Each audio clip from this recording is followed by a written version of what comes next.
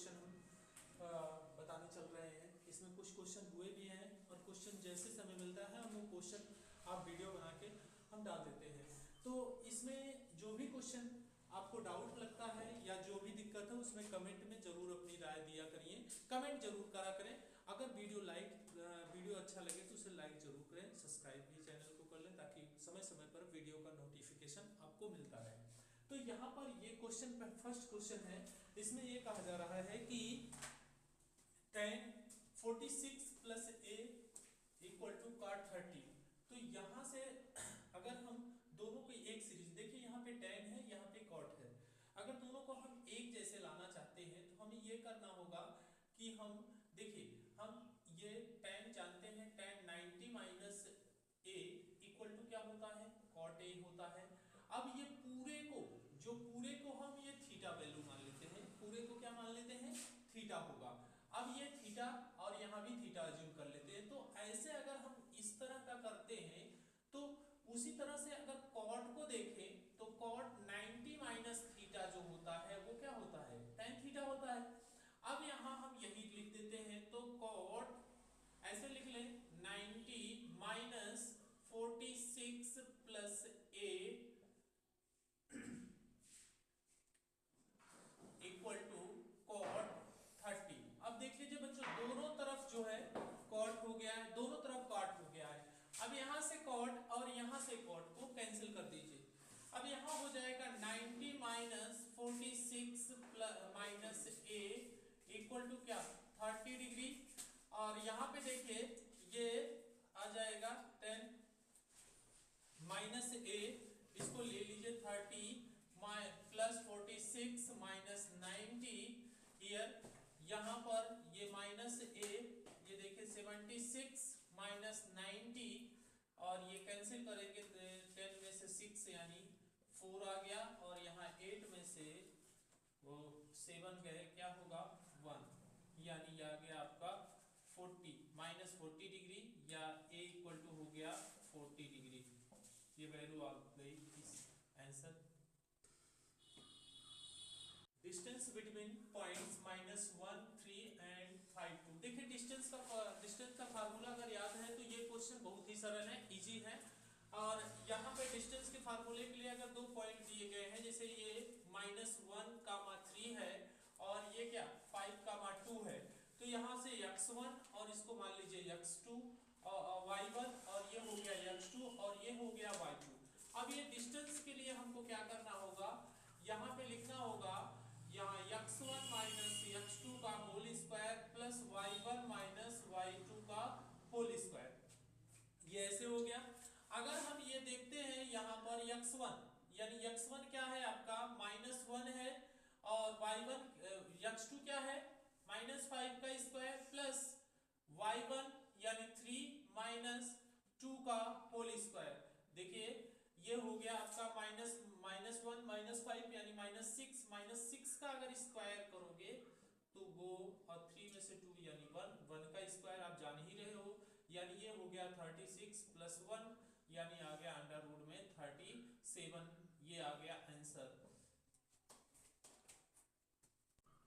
The roots of you बंद करो, roots of quadratic equation में यहाँ पे देखिए ये x² - 4 इसका रूट्स निकालने हैं। ये क्वाड्रेटिक इक्वेशन है। क्वाड्रेटिक इक्वेशन का मतलब क्या हो गया, जिसकी घात 2 हो, मैक्सिमम पावर अगर 2 है तो वो क्वाड्रेटिक इक्वेशन है।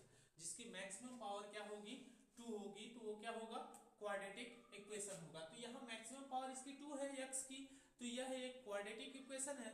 अगर ये क्वाड्रेटिक इक्वेशन है तो यहाँ पे देख लीजिए x² - 2 का स्क्वायर ऐसे होगा। अब ये इक्वल टू 0। अब यहां पे देख लीजिए ये हम इसको a² - b² के फॉर्म में लिखकर इसको अलग अलग कर देते हैं। x - 2 एक ब्रैकेट में, दूसरे ब्रैकेट में x + 2 will be 0, x + 2 will be 0, तो x इक्वल टू क्या होगा -2 एंड x - 2 विल बी 0, तो x इक्वल टू क्या होगा 2। सो यहाँ पे x इक्वल टू +2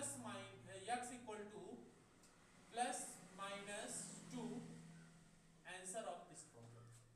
देखिए सॉल्व x और y की वैल्यू इसमें सॉल्व करना है। कैसे x और y की वैल्यू हम निकालेंगे उसको देखेंगे।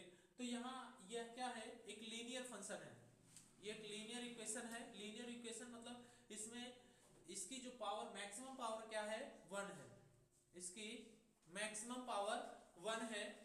और यहाँ अगर इसकी मैक्सिमम पावर 1 है तो यहाँ से हो जाएगा x + 2y = 7 and x - 3y will be -8। Here minus minus minus, यहाँ से ये माइनस कर दीजिए तो यहाँ से 2 माइनस, ये माइनस माइनस क्या हो गया प्लस, 3 और 2 क्या हो गया 5y हो गया। और यहाँ से ये क्या आ जाएगा 15, क्योंकि माइनस ये 15 हो गया। अब y की वैल्यू क्या आ गई 15 अपॉन क्या हो गया 5, यानी y की वैल्यू आ गई आपको क्या 3 आ गई। अब जैसे कि हम इसको कर ले इक्वेशन फर्स्ट और इसको कह ले equation second, put the value of x in equation first, x + 2y = 7, here x + 2 × 3 = 7, here x = क्या हो गया 7 - 6, here x = 1 एंड y = क्या हो गया 3। ये आपके ठीक है। Find the value of k if the point 8 1 and k - 4 and 2 - 5 are collinear. Collinear का मीन्स होता है ये तीनों पॉइंट जो है एक लाइन में होने चाहिए, तो इसे बोलेंगे कोलाइनर। और ये चीज और देखिए, इसको दो तरह से सॉल्व कर सकते हैं, एक तो डिटरमिनेंट मेथड से सॉल्व कर सकते हैं, दूसरा हम इसमें लगा सकते हैं इसकी प्रवणताओं, यानी इसके जो प्रवणताएं हैं इनको बराबर करके लगा सकते हैं। तो ये दोनों चीजों से हम इसको कर सकते हैं। तो यानी इसके स्लोप से हम इसको बराबर कर सकते हैं। तो स्लोप में क्या होगा, जैसे ये है x1 y1 x2 y2 और क्या है x3 y3, अगर दोनों के स्लोप अगर बराबर आ जाते हैं तो ये क्या हो जाएगा कोलाइनर हो जाएगा। स्लोप यानी इनके बीच में जो स्लोप आएगा वो क्या होगा m1 और इनके बीच में जो स्लोप आएगा वो क्या होगा m2। अगर दोनों इक्वल आ जाए तो हम ये कह देंगे क्या होगा, ये कोलाइनर होगा। तो यहां से हम देख लेते हैं m1 = क्या होगा y2 - y1 upon x2 - x1। m1 ये y2 क्या है -4 और y1 मतलब -1 और डिवाइड बाय x, यानी ये हम इसको k और यहाँ पे क्या -8 एंड m2 की वैल्यू निकाल लो यहाँ से। m2 मतलब y3 - y2 divide by x3 - x2 और ये क्या हो जाएगा y3 मतलब 5 और y2 मतलब +4 डिवाइड बाय +4 है ये, और डिवाइड बाय क्या होगा 2 - k। ठीक है। अब यहाँ पर देख लीजिए, इसको m1 = क्या करोगे m2, ये बोलेंगे m1 = क्या हो गया m2।